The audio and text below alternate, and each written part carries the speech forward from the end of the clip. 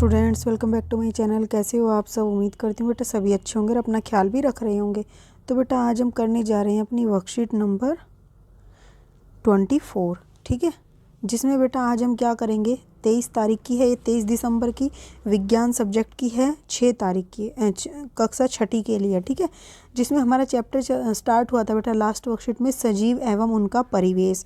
उसमें हमने स्थलीय, जलीय, ठीक है, ये अपने क्या नाम है आवासों के बारे में पढ़ा था और अलग अलग जंतु अलग अलग स्थानों पर क्यों रहते हैं ये हमने जाना था। अनुकूलन क्या होता है ये भी जाना था हमने। सजीव निर्जीव क्या होता है ये जाना था हमने। अजैव और जैव घटक क्या होते हैं वो जाना था, ठीक है। आज हम उससे आगे पढ़ेंगे, विभिन्न आवासों की यात्रा करेंगे आज हम, ठीक है। तो चलिए स्टार्ट करते हैं। और अगर आपको बेटा मेरा पढ़ाया हुआ समझ आता है तो प्लीज़ वीडियो को लाइक शेयर जरूर कर दिया करो। देखो, स्थलीय आवास क्या होता है बेटा, वह पौधे एवं जंतु जो जमीन पर पाए जाते हैं, ठीक है। स्थलीय मतलब स्थल, जमीन, ठीक है।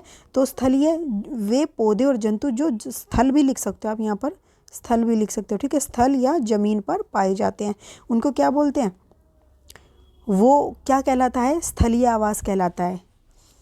देखो, मरुस्थल ये एक स्थलीय आवास है जहाँ पर ये पौधे और जीव जंतु पाए जाते हैं जमीन पर। पर्वतीय क्षेत्र भी एक तरीके का जमीन है, ठीक है, स्थल है जहाँ पर पौधे जंतु पाए जाते हैं। घास स्थल भी क्या एक प्रकार का जमीन है जहाँ पर पौधे और जंतु पाए जाते हैं। तो ये तीन क्या है, स्थलीय आवास है। आपसे पूछा जा सकता है स्थलीय आवास क्या है या उनके उदाहरण दो, ठीक है। अब जलीय आवास व पौधे, जलीय आवास में क्या होता है बेटा, वह पौधे और जंतु जो जल में पाए जाते हैं, तो उनके जो आवास होता है वो क्या कहलाता है, जलीय आवास, ठीक है। तो आप कह सकते हो जलीय आवास क्या होता है, वह आवास जहाँ पर क्या होते हैं, पौधे और जंतु जल में रहते हैं, वो क्या कहलाता है, जलीय आवास कहलाता है, ठीक है। जैसे कि समुद्र जल होता है वहाँ पर पाए जाते हैं, झीलों के अंदर पाई जाती है मछलियाँ वगैरह और भी पौधे, तालाब में भी पाए जाते हैं। तो ये क्या हो गए बेटा, जलीय आवास हो गए, ठीक है। इन पर भी क्वेश्चन बन जाते हैं। ये इन दोनों में डिफरेंस क्या है, स्थलीय और जलीय आवास में। स्थलीय आवास में जो पौधे होते हैं वो अलग तरीके के होते हैं, जलीय आवास में अलग होते हैं। जलीय आवास में जल में रहते हैं, स्थलीय आवास में स्थल में रहते हैं, ठीक है।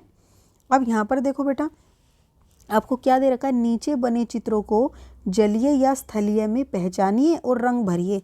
तो आपको ये देखना है ये जमीन पर जल में रहता है या फिर स्थल पर जमीन पर रहता है। तो कहाँ रहता है बेटा, पहले तो ये बताओ ये क्या है, शेर है, ठीक है। कहाँ रहता है बेटा, स्थल पर रहता है, तो ये स्थलीय आवास है, ठीक है।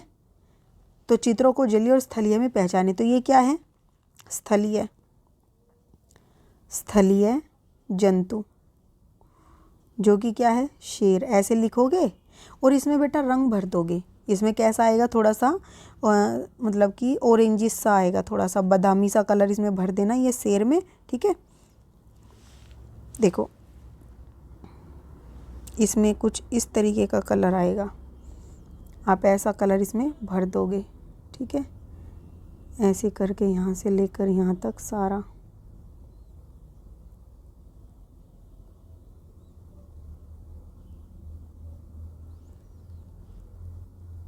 ठीक है, ऐसे भर दोगे इसमें सारा, पूंछ में भी, ओके।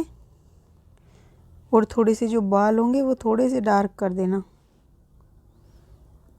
जैसे ये ऐसे ऐसे बीच बीच में कर दिए और फिर यही वही वाला कलर, ठीक है। ये इसमें दिखेगा नहीं, आप करोगे तो अच्छे से दिख जाएगा, आपको इस तरीके से कलर कर देना है, ओके। अब बेटा देखो नेक्स्ट क्या है, ये क्या है, ये कौन सा है, स्थलीय है या जलीय है। तो बेटा ये है जलीय, जल में पाया जाता है। और ये क्या है, ये जलीय आवास लिखोगे। और कौन है ये, कमल, ठीक है, कमल का फूल या पौधा। तो यहाँ पर कमल का कैसा होता है बेटा, पिंक कलर का होता है, गुलाबी रंग का। तो इसमें आप क्या करोगे, ये इस तरीके का कलर इसमें भर दोगे अच्छे से। और ये जो पत्तियाँ यहाँ दिख रही हैं बेटा, इनमें आएगा ग्रीन कलर। मैं आपको बस थोड़ा सा ऐसे बता रही हूँ कि कहाँ पर क्या क्या करना है, ठीक है। और ये टहनी है, इसमें भी आप ऐसे ग्रीन कर सकते हो। और जो ये नीचे दिख रहा है बेटा, इसमें आप जो है जल का बना दोगे, ठीक है। इस तरीके से आपको इसमें कलर करना है। नेक्स्ट देखो बेटा, नेक्स्ट क्या है। अब आप पूछोगे कि ये बनाने कैसे हैं, तो बेटा ये आप चाहो तो अपने बुक में बना सकते हो, नोटबुक में, नहीं तो आप इसका प्रिंट निकलवा के ये काट के वहाँ पर चिपका सकते हो, ठीक है, पेस्ट भी कर सकते हो। अब देखो, स्थलीय पौधों की अनुकूलन विशेषताएं तो ये क्या क्या इनकी विशेषताएं होती हैं जल में रहने के लिए और स्थल में। तो ये ज़मीन पर रहते तो इनके अंदर क्या क्या विशेषताएं हैं।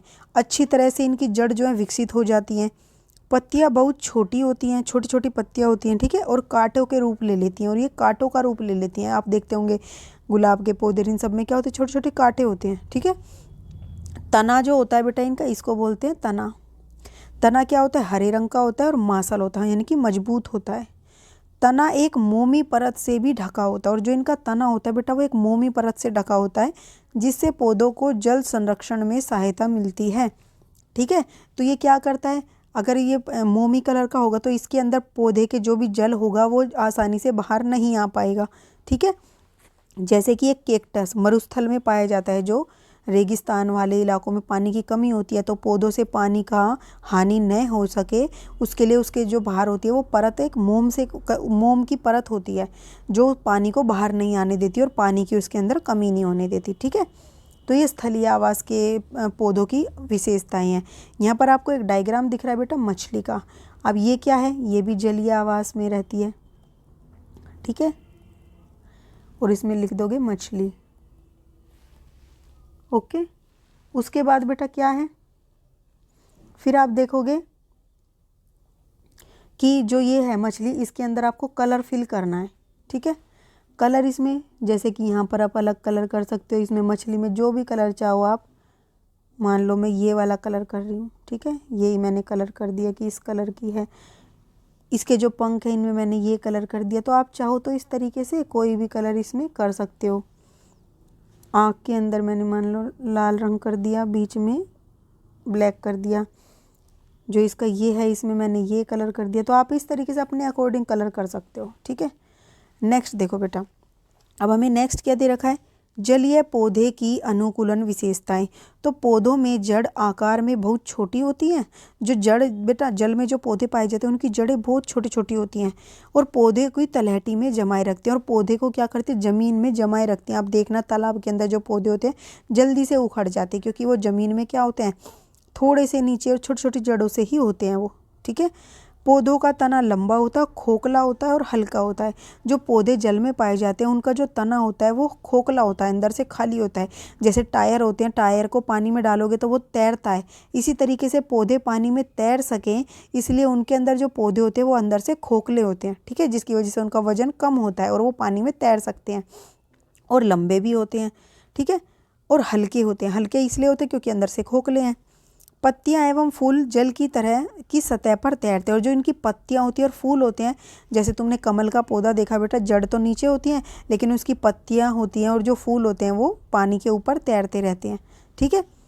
पत्तियां मोमी परत से ढकी होती है, और उनकी पत्तियां भी बेटा मोम की परत से ढकी होती हैं, जिससे जल से हानि न हो सके।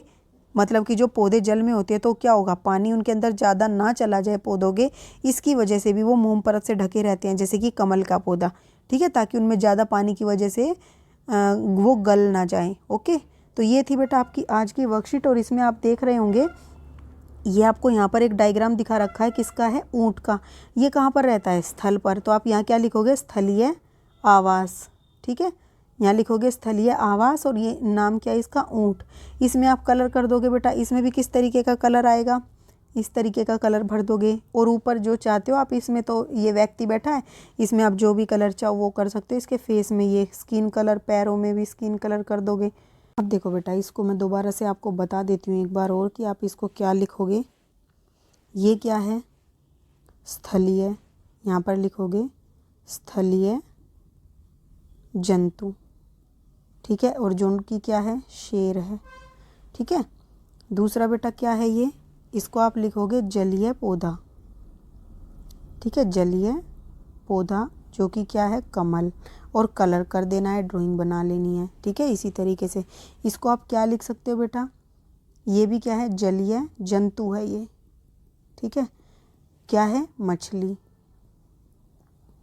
नेक्स्ट बेटा यहाँ पर ये क्या है, ये है आपका स्थलीय जंतु, क्या है, स्थलीय जंतु, जो कि क्या है, ऊँट, ठीक है। ये आप इसमें लिख दोगे, ओके। ठीक है। तो ये थी बेटा आपकी आज की वर्कशीट। उम्मीद करती हूँ आपको अच्छे से समझ आई होगी। फिर भी कोई डाउट हो तो कमेंट बॉक्स में पूछ लेना, और अगर आपको समझ आई हो तो इस वीडियो को लाइक शेयर जरूर कर देना। इस वीडियो में इतना ही। अपना नेक्स्ट टॉपिक जो हम अपनी नेक्स्ट वीडियो में करेंगे। तब तक के लिए ऐसे ही हंसते रहिए, मुस्कुराते रहिए, पढ़ते रहिए, आगे बढ़ते रहिए। Thank you.